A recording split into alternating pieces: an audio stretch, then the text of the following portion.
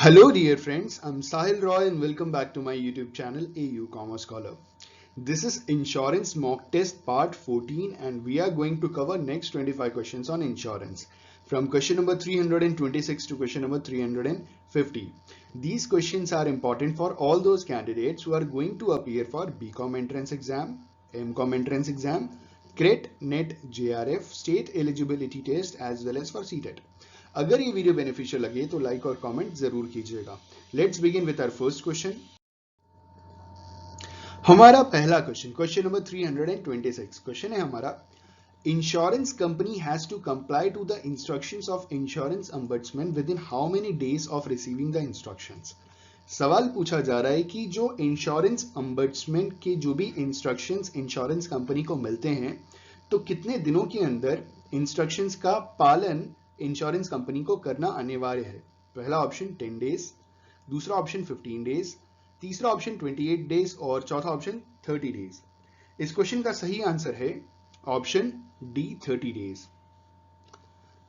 जो insurance ombudsman कोई भी इंस्ट्रक्शन इंश्योरेंस कंपनी को देता है तो 30 डेज के भीतर मतलब 30 डेज के अंदर इंश्योरेंस कंपनी को उन सारे इंस्ट्रक्शंस का पालन करना अनिवार्य है. Option D 30 days is the correct answer for the given question.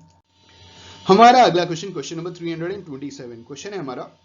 What is the interest rate payable by the insurer in case of late payment of death claims under the life insurance policy. सवाल पूछा जा रहा है कि जो life insurance policy में death claim दिया जाता है तो अगर उस डेथ क्लेम का अगर थोड़ा भी लेट पेमेंट होता है तो इंश्योरर द्वारा कितना उसमें रेट ऑफ इंटरेस्ट जोड़ करके दिया जाता है. पहला ऑप्शन बैंक रेट प्लस 2%, दूसरा ऑप्शन बैंक रेट प्लस 1%, तीसरा ऑप्शन बैंक रेट प्लस 3% और चौथा ऑप्शन बैंक रेट प्लस 5%. इस क्वेश्चन का सही आंसर है ऑप्शन ए बैंक रेट प्लस 2%. जो भी बैंक रेट होगा उसमें 2% और ऐड करके डेथ क्लेम में इंटरेस्ट पे किया जाएगा. ठीक है, option A is the correct answer for the given question. हमारा अगला क्वेश्चन नंबर 328 क्वेश्चन है हमारा. The ratio of losses suffered to the amount of insurance in effect is known as dash. सवाल पूछा जा रहा है कि कई बार ऐसा होता है इंश्योरेंस में इंश्योरर को बहुत नुकसान हो जाता है. मतलब उसने जो भी इंश्योरेंस किया, जैसे समझिएगा एक हिसाब से आप एक एग्जांपल समझिए कि मिस्टर XYZ ने एक कार को का इंश्योरेंस कराया. कार की वैल्यू 10 लाख रुपीस थी, लेकिन 10 लाख रुपीस का उन्होंने जो 10% प्रीमियम दिया, ठीक है, आपने प्रीमियम दिया 10,000 रुपीज और कार थी 10 लाख रुपए की. कार अगर चोरी हो जाती है तो इंश्योरर को पेमेंट करना पड़ेगा ना, तो इंश्योरर का वो लॉस हुआ एक हिसाब से. आप समझ रहे हैं इस बात को? यही सवाल पूछा जा रहा है. The ratio of losses suffered to the amount of insurance in effect is known as dash. उस लॉस के रेशियो को क्या कंसिडर किया जाता है? ठीक है, मतलब आप समझ रहे हैं ना. 10 लाख की कार थी, 10,000 का इंश्योरेंस था, आपको 10,000 मिला, लेकिन बदले में आपने 10 लाख पेमेंट करना पड़ गया. जो भी आपको पेमेंट करना पड़ा तो 10,000 से तो ज्यादा ही आपको पेमेंट करना पड़ गया ना. तो ये जो आप एडिशनल पेमेंट कर रहे हैं ना, अगर वो कार चोरी हो जाती है या जो भी है, जिस भी रीजन से आप पेमेंट कर रहे हो, तो इसको क्या कंसिडर करते हैं? The ratio of losses suffered to the amount of insurance in effect is known as expense ratio, burning ratio, loss ratio और मैनुअल रेशियो. तो इसको पता है क्या कहते हैं? इसको कहते हैं the ratio of losses suffered to the amount of insurance in effect is known as burning ratio. Option B is the correct answer for the given question. इसे बर्निंग रेशियो कंसिडर किया जाता है और कंपनी के लिए बहुत भारी भरकम नुकसान होता है ये. हमारा अगला क्वेश्चन नंबर 329 क्वेश्चन है. Dash refers to increase in probability of loss that result from dishonesty in the character of the insured person. सवाल ये पूछा जा रहा है कि अगर एक इंश्योर्ड पर्सन अगर वो डिसऑनेस्ट हो जाए और उस वजह से अगर लॉस की प्रोबेबिलिटी बढ़ जाए तो इस तरीके के लॉस को क्या कंसिडर करते हैं? कैसा हैजार्ड है ये? पहला ऑप्शन फॉल्स हैजार्ड, दूसरा ऑप्शन फेक हैजार्ड, तीसरा ऑप्शन लॉस हैजार्ड और चौथा ऑप्शन मॉरल हैजार्ड. इस क्वेश्चन का सही आंसर है option D moral hazard. Moral hazard refers to increase in probability of loss that result from dishonesty in the character of the insured person. ठीक है, और ये बेसिकली जब मैंने पढ़ा था और पढ़ाया था तो ये नॉर्मली हमको देखने को मिलता है, सबसे ज्यादा देखने को मिलता है फायर इंश्योरेंस में. क्योंकि फायर इंश्योरेंस में कई बार पता लगा पाना बहुत मुश्किल होता है कि ये जानबूझ करके किया गया, इंसिडेंटल था कि एक्सीडेंटल था. ठीक है, इंसिडेंटल एक्सीडेंटल, जानबूझ करके किया गया या एक्सीडेंटली हो गया, ये पता लगा पाना बहुत मुश्किल है. तो this is a moral hazard. लोगों ने इंश्योरेंस कराया और उन्होंने जानबूझ करके पैसा लेने के चक्कर में या क्लेम लेने के चक्कर में या कुछ किसी भी रीजन से आग लगा दिया, जो भी कर दिया, तो दिस इज मॉरल हैजर्ड, जो पता लगा पाना बहुत मुश्किल होता है। इस क्वेश्चन का सही answer option D, moral hazard. अगला क्वेश्चन, क्वेश्चन नंबर 330, क्वेश्चन है हमारा, dash refers to the property which an insurance company takes over after paying the claims of any damaged building। इन्होंने बोला उसे क्या कंसीडर किया जाता है, to the property which an insurance company takes over after paying the claims of any damaged building। किसी भी damage building में क्लेम देने के बाद जो प्रॉपर्टी इंश्योरर टेक ओवर कर लेता है ना, तो उसे क्या कहते हैं? पहला ऑप्शन ओवरटेक, दूसरा ऑप्शन प्रोबेबिलिटी, तीसरा ऑप्शन सैल्वेज और चौथा ऑप्शन साइट। इस क्वेश्चन का सही आंसर है ऑप्शन सी, सैल्वेज। इसे सैल्वेज कंसिडर किया जाता है, ठीक है, क्योंकि क्लेम तो आपको मिल गया ना, अब वो अपने साथ इंश्योरर ले जाएगा उसको। हमारा अगला क्वेश्चन, क्वेश्चन नंबर 331, क्वेश्चन है हमारा, which of the following insurance ombudsman rule is presently in effect. ठीक है, अभी फिलहाल में, हाल फिलहाल में कौन सा जो इंश्योरेंस अम्बर्ट्समेंट रूल है वो इफेक्ट में चल रहा है। ठीक है, अभी मैं बता दूं, अभी महीना चल रहा है मई का और साल चल रहा है 2020। तो अभी के समय में भी इंश्योरेंस अम्बर्ट्समेंट रूल का कौन सा रूल इफेक्ट में है? पहला ऑप्शन इंश्योरेंस अम्बर्ट्समेंट रूल 2016, दूसरा इंश्योरेंस अम्बर्ट्समेंट रूल 2015, तीसरा इंश्योरेंस अम्बर्ट्समेंट रूल 2017 और चौथा इंश्योरेंस अम्बर्ट्समेंट रूल 2018। इस क्वेश्चन का सही आंसर है ऑप्शन सी, इंश्योरेंस अम्बर्ट्समेंट रूल 2017। ठीक है, ये रूल अभी इफेक्ट में चल रहा है। Option C is the correct answer for the given question. हमारा अगला क्वेश्चन, क्वेश्चन नंबर 332, क्वेश्चन है हमारा, executive council of insurers of insurance ombudsman will consist of how many members including chairperson. सवाल पूछा जा रहा है कि जो एग्जीक्यूटिव काउंसिल होता है इंश्योरर्स के इंश्योरेंस अम्बर्ट्समेंट का, उसमें कुल मिलाकर के कितने मेंबर्स हो सकते हैं इंक्लूडिंग चेयरपर्सन? पहला ऑप्शन 8, दूसरा ऑप्शन 6, तीसरा ऑप्शन 10 और चौथा ऑप्शन 9। इस क्वेश्चन का सही आंसर है ऑप्शन डी, 9। कुल मिलाकर के 9 मेंबर्स हो सकते हैं इंक्लूडिंग चेयरपर्सन। ठीक है, option D is the correct answer for the given question. हमारा अगला क्वेश्चन, क्वेश्चन नंबर 333, क्वेश्चन है हमारा, an insurance ombudsman shall be appointed for a term of how many years. Insurance ombudsman को कितने term period के लिए appoint किया जाता है? पहला ऑप्शन 3 इयर्स, दूसरा ऑप्शन 4 इयर्स, तीसरा ऑप्शन 5 इयर्स और चौथा ऑप्शन 6 इयर्स।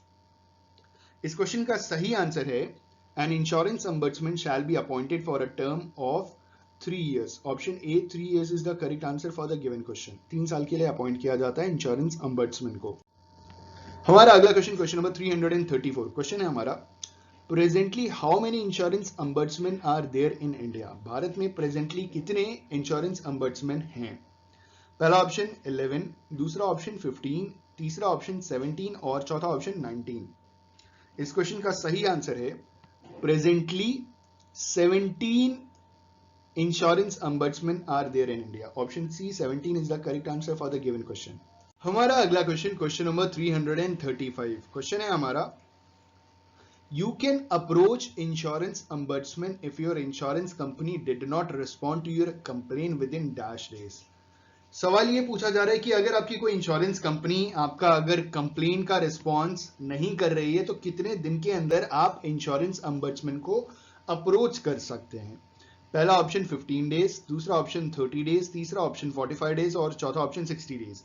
इस क्वेश्चन का सही आंसर है option B, 30 days। You can approach insurance ombudsman if your insurance company did not respond to your complaint within 30 days। Option B is the correct answer for the given question।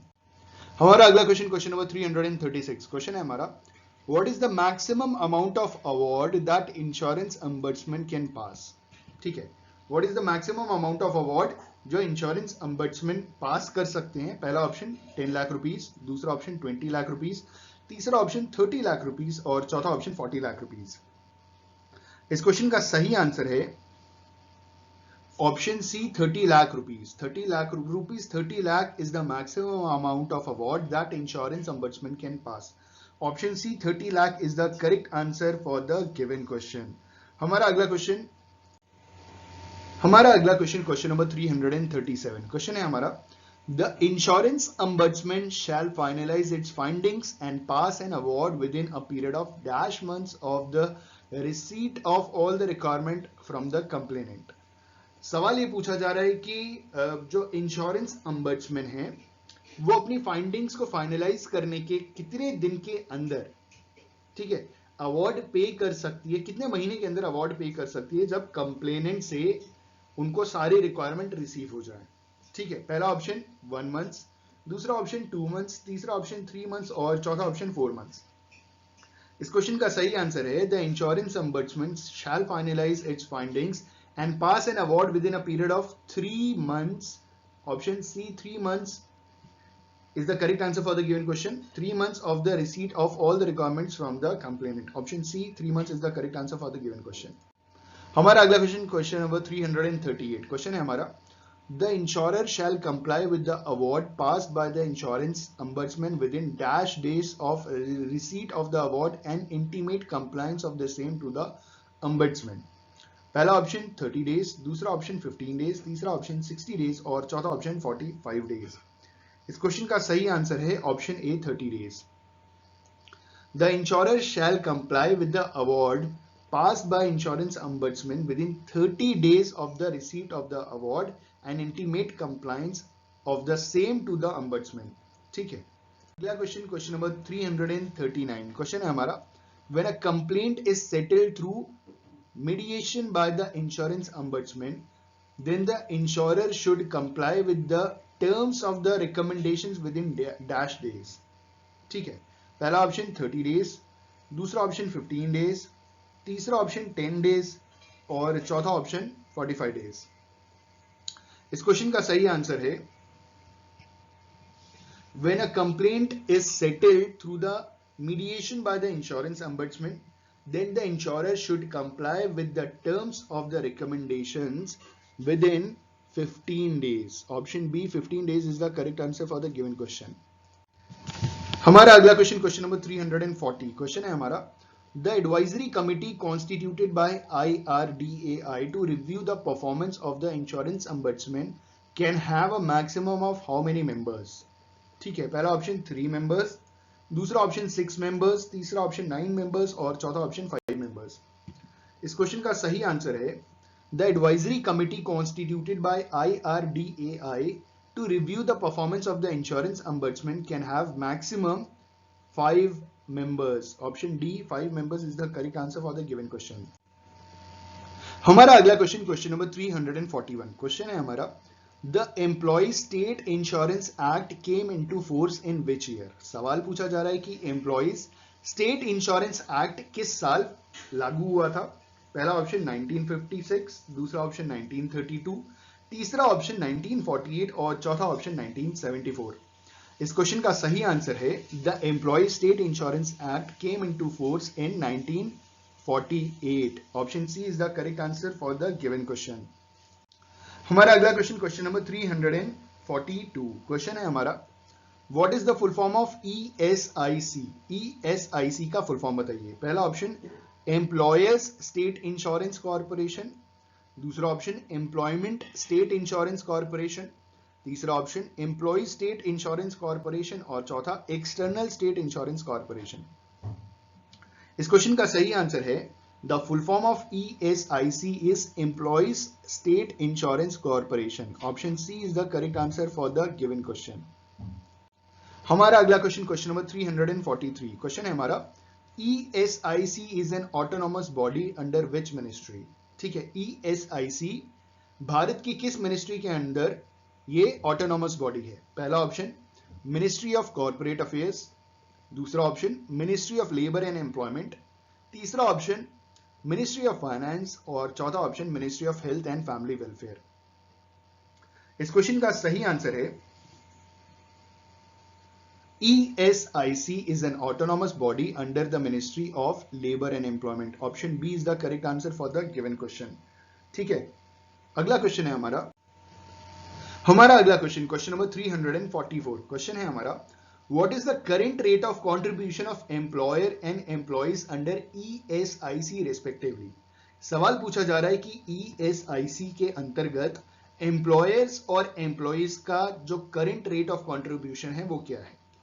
पहला option 4% and 1%, दूसरा option 3% and 1%, तीसरा option 4% and 2% और आखिरी option 3% and 2%। इस question का सही answer है option A 4% and 1% is the current rate of contribution of employer and employees under ESIC respectively। हमारा अगला क्वेश्चन 345 क्वेश्चन है हमारा, the headquarter of ESIC is located at Hyderabad, Kolkata, Mumbai, new Delhi. इस क्वेश्चन का सही आंसर है the headquarter of ESIC is located at new Delhi. Option D is the correct answer for the given question. हमारा अगला क्वेश्चन, क्वेश्चन नंबर 346 क्वेश्चन है हमारा, who is the director general of ESIC। सवाल पूछा जा रहा है कि ESIC के डायरेक्टर जनरल का नाम बताइए। पहला ऑप्शन संध्या शुक्ला, दूसरा ऑप्शन राजकुमार, तीसरा ऑप्शन RK कटारिया और चौथा ऑप्शन गरिमा भगत। इस क्वेश्चन का सही आंसर है option B Rajkumar is the director general of ESIC। Option B Rajkumar is the correct answer for the given question. हमारा अगला क्वेश्चन, क्वेश्चन नंबर 347 क्वेश्चन है हमारा, ESIC was founded in which year. ESIC किस साल found किया गया था। पहला ऑप्शन 1952, दूसरा ऑप्शन 1948, तीसरा ऑप्शन 1932 और चौथा ऑप्शन 1944। इस क्वेश्चन का सही आंसर है ESIC was founded in the year 1952। Option A is the correct answer for the given question. ठीक है, हमारा अगला क्वेश्चन, क्वेश्चन नंबर 348 क्वेश्चन है हमारा, any establishment employing dash or more employees are eligible for ESI scheme. ठीक है, पहला option 25 और मोर एम्प्लॉइज, दूसरा ऑप्शन 15 और मोर एम्प्लॉइज, तीसरा ऑप्शन 10 और मोर एम्प्लॉइज और चौथा ऑप्शन 30 और मोर एम्प्लॉइज। इस क्वेश्चन का सही आंसर है एनी एस्टैब्लिशमेंट, कोई भी एस्टैब्लिशमेंट जो 10 या 10 से ज्यादा एम्प्लॉइज को अपने यहां काम देता है या उसके 10 या 10 से ज्यादा एम्प्लॉइज हैं, they are eligible for ESI scheme. ठीक है, सिर्फ 10 एम्प्लॉइज की जरूरत है, फिर they can apply for ESI scheme. Option C is the correct answer for the given question. हमारा अगला क्वेश्चन, क्वेश्चन नंबर 349 क्वेश्चन है हमारा, employees who have a maximum salary of rupees dash has to mandatory register itself within ESIC। जो employees जिनकी maximum salary कितनी है, ठीक है, उनके लिए मैंडेटरी है कि वो खुद को ESIC में रजिस्टर करें। पहला ऑप्शन 25,000, दूसरा ऑप्शन 10,000, तीसरा ऑप्शन 20,000 और चौथा ऑप्शन 15,000। इस क्वेश्चन का सही आंसर है employees who have a maximum salary of 15,000, option D 15,000 has a mandatory register itself with the ESIC। हमारा अगला क्वेश्चन, क्वेश्चन नंबर 350 क्वेश्चन है हमारा, employees who salary is less than dash per day are exempted to make contribution in ESIC। वो employees जिनकी salary कितने रुपए से कम है उन्हें ESIC में कंट्रीब्यूट करने की जरूरत नहीं है, दे आर एग्जेम्प्टेड। पहला ऑप्शन 150 रुपीज, दूसरा ऑप्शन 100 रुपीज, तीसरा ऑप्शन 200 रुपीज और चौथा ऑप्शन 250 रुपीज। इस क्वेश्चन का सही आंसर है employees who salary is less than 100 rupees per day are exempted to make the contribution in ESIC। I just hope and believe कि ये 25 क्वेश्चन भी आपके लिए बेनिफिशियल रहे होंगे। अगर बेनिफिशियल रहे हैं तो लाइक शेयर कमेंट करना ना भूलिए। Thank you so much, all the best for your examination, good luck, good day, tata, bye bye.